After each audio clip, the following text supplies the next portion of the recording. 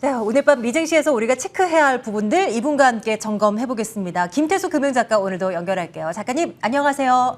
네, 안녕하세요. 네. 오늘 이제 미 장이 다시 하루 쉬고 또 이제 개장을 하게 됩니다. 과연 지금 선물 지수 움직임대로 강하게 출발해 줄 수 있을 것인가 투자자분들 기대를 걸고 계시긴 한데 어떻게 바라보고 계시는지 궁금합니다.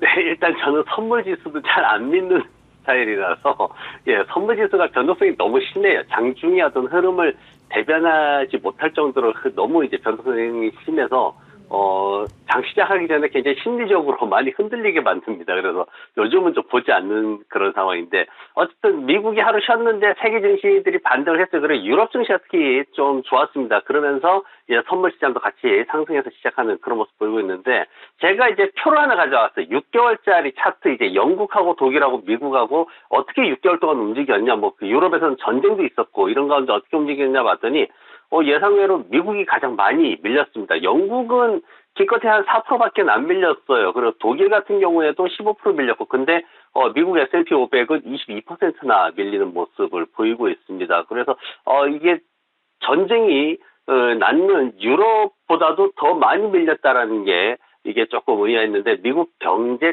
침체에 대한 최근의 어떤 그런 좀 미국인들이 좀 자존심 상하는 이런 것들이 시장을 좀 더 내리찍어 보이는 그런 모습이 아니었나 생각이 듭니다. 어쨌든 이제 시장에서 이제 이 차트를 보여드리는 거는 이 유럽 시장하고 이렇게 수렴하고 확산하는 과정들을 계속해서 거치면서 시장이 흘러갑니다. 그래서 미국이 많이 빠졌으니까 어쩌면은 이제 다시 수렴하는 과정에서 미국이 조금 더 빠르게 치고 올라가는 그런 모습을 보이지 않을까 하는 생각으로 한번 봤습니다.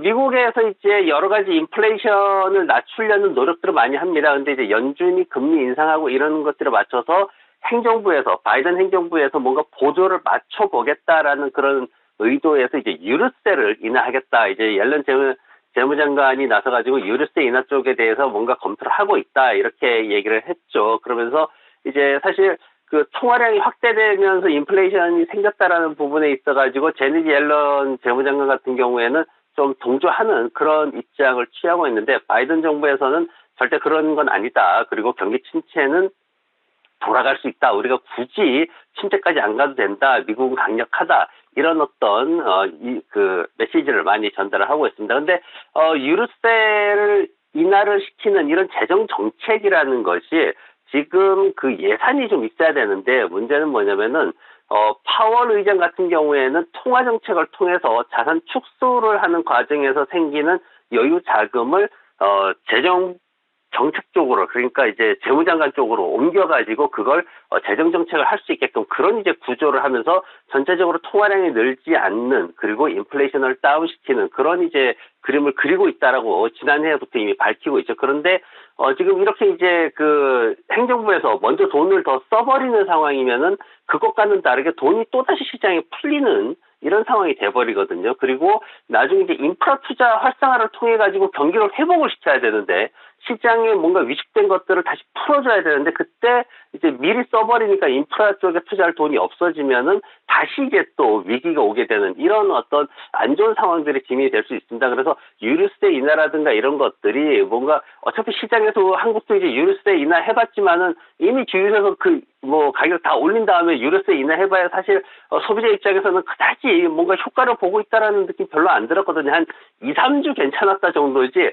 그렇게 큰 효과는 못 봤다라고 싶거든요. 저도 소비자의 입장에서. 그래서 미국 시장에서도 마찬가지입니다. 이런 상황들 정치적인 어떤 논쟁 속에서 뭔가 이제 시각적으로 효과를 보이기 위해서 이루어지는 정책들이 어떤 전체적인 경제 정책의 흐름을 거스르는, 이걸 너무 부담스럽게 진행되는 그런 상황이면은 주식시장에 또 영향을 미치게 될 거고, 그러지 않고 보조를 맞춰서 조금씩 이렇게 맞춰가는 수준이면은 아마 효과를 좀 더 시너지 효과를 낼 수 있지 않을까, 그런 관점에서 좀 보면 좋을 것 같습니다. 오늘 밤에 이제 5월 국가 활동 지수가 발표가 됩니다. 지난달에 0.47에서 이제 0.32 정도로 소폭 둔화될 것으로 그렇게 전망이 되고 있어요. 그래서 최근에 보면은 미국의 산업 생산이라든가 제조업 생산이 좀 이렇게 감소하는 그런 모습 보이고, 그리고 필라델피아 지역에서는 지금 2년 만에 처음으로 그 공장들이 활동하는 그 지수가 떨어지는 그런 모습도 보였습니다. 그래서 5월 달에도 뭐 소매업체 지출이 좀 줄었다는 얘기도 있고요. 그래서 전반적으로 국가 활동 지수 자체가 좀 둔화되고 있어서 그런 부분들도 봐야 될 것 같고, 그리고 또 하나 이제 주택 판매 지수 말씀하셨는데, 하락세가 지속될 것으로 전망이 되고 있습니다. 한 30만 건 정도 하락해서 530만 건 정도 예상되는데, 이게 2019년도 팬데믹 이전 수준으로 되돌아가는 그런 데이터입니다. 그러면서 시장에서 여러 가지 지표들이 지금 2019년도 고점 수준으로 되돌아가고 있다라는 얘기들이 나오고 있는데, 주택 판매도 역시 이렇게 떨어질 것으로 예상이 되고 있습니다. 시장에서 이제 또 하나 이제 이벤트가 있었다면 밈 주식들이 다시 좀 살아나고 있습니다. 게임스탑이 최근에 한 달간 41%나 상승을 했고요. AMC 같은 경우에도 지난밤에 6% 상승했습니다. AMC 같은 경우에는 티켓 가격을 인상하고 그리고 탑건이라든가 이런 그 쟁쟁한 어떤 새로 이렇게 영화가 상영이 되면서 거기에 대한 1분기 매출 늘어나는 거 그런 것들에서 좋은 이슈가 있었습니다. 다만 이제 손실이 계속 이제 남아있어가지고 그 부분이 좀 부담이 되고 어쨌든 투자자들이 위험자산 쪽에서 이제 암호화폐 쪽에서 좀 상당히 크게 손실을 봤죠. 하지만은 이런 민주식들을 통해 가지고 위험자산을 다시 건드린다는 얘기는 어쨌든 바닥에서 투자 심리가 매수 심리가 조금씩 살아나고 있다라는 측면에서는 시장이 좀 긍정적인 것으로 평가되고 있습니다. 최근 작가님께서 체크를 해주셨던 몇몇 신호들이 계속해서 하나씩 나오고 있는 분위기입니다. 밈 주식 앞으로도 한번 어떤 흐름을 보이는지 한번 저희도 확인을 해봐야 되겠어요. 자, 서학개미 분들을 위한 이제 코너입니다. 관심을 두고 지켜보는 분들이 참 많으신데요. 오늘은 어떤 기업에 대한 소개해 주시겠습니까?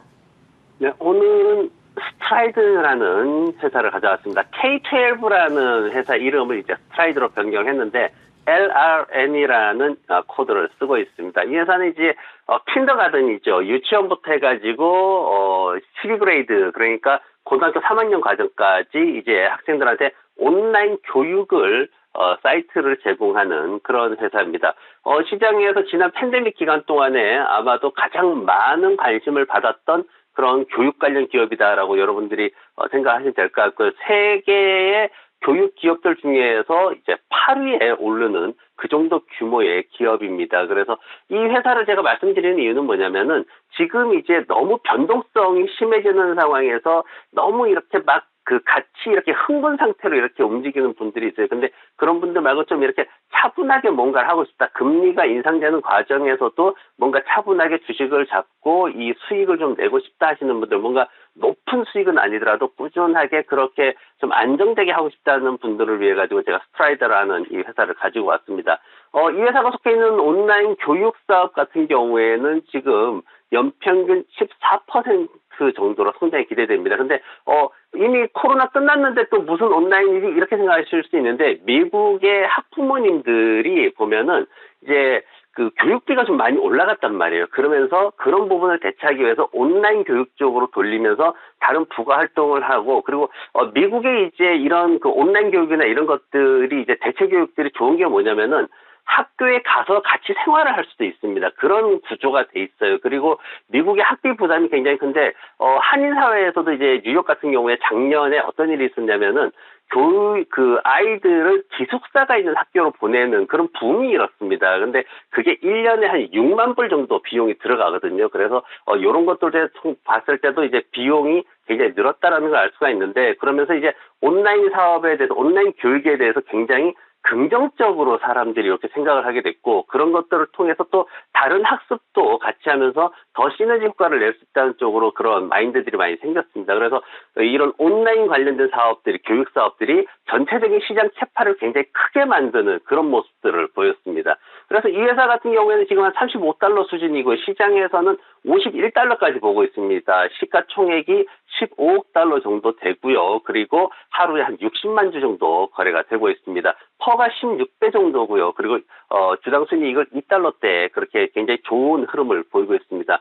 지금 보면은 순이익이 2022년도에만 46% 성장할 것으로 기대가 되고 있고 매출도 6% 이상 성장할 것으로 기대가 되고 있습니다. 그리고 내년에도 역시 매출이 7%대, 순이익도 5%대 계속해서 성장세를 유지할 것으로 그렇게 기대를 하고 있어가지고 뭐 여기에다 또 현금까지도 3억 달러 이상 보유를 하고 있습니다. 그래서 차트 보시면은 꾸준한 상승세 보이고 있습니다. 그래서 목표가는 위에다가 46달러 정도까지 잡으시고요. 손절매가는 하단에 31달러 55센트 정도 잡고 가시면은 편안하게 투자를 하실 수 있을 것 같습니다. 네, 스트라이드 이 기업에 대한 이야기를 나눠봤는데요. 김태수 금융작가와 함께했습니다. 작가님, 내일 뵙겠습니다. 고맙습니다.